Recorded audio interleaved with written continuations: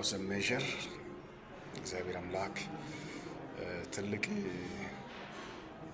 ቢግ ስራ እግዚአብሔር ብላ ጆሹዋ ያሳየው ትልቅ ነገር ነበር። This listen Nigeria is a big country and many of spiritual women is a raised country. በጣም እግዚአብሔር የባረከው ሀገር ነው።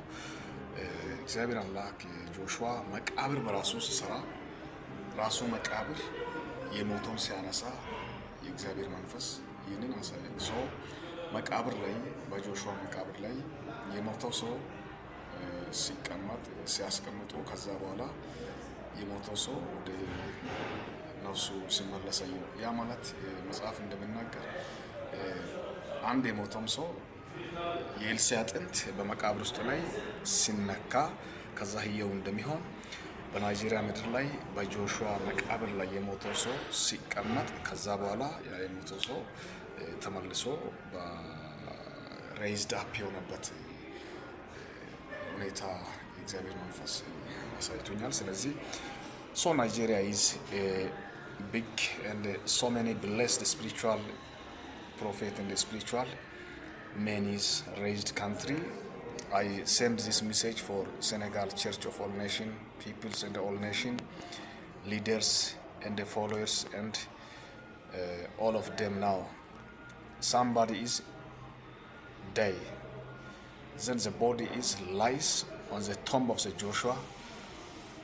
After lying the dead body return to back his life. This is a very big blessing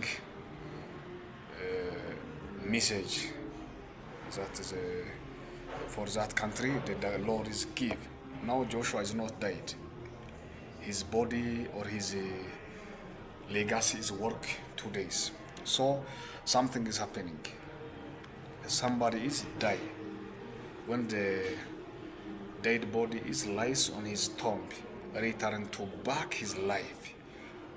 ይቺ ትልቅ ሜሴጅ ለናይጄሪያ ምድር እግዚአብሔር ሰጠው ትልቅ ቢግ ሜሴጅ ነው።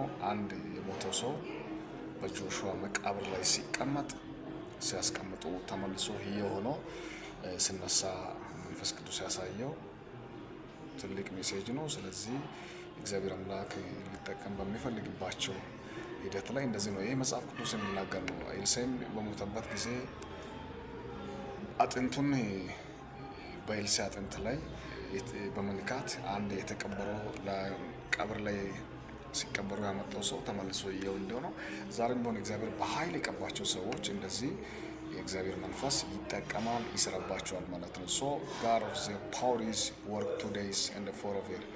Now life of the Joshua is like that. So glory to be you Holy Spirit in Jesus name.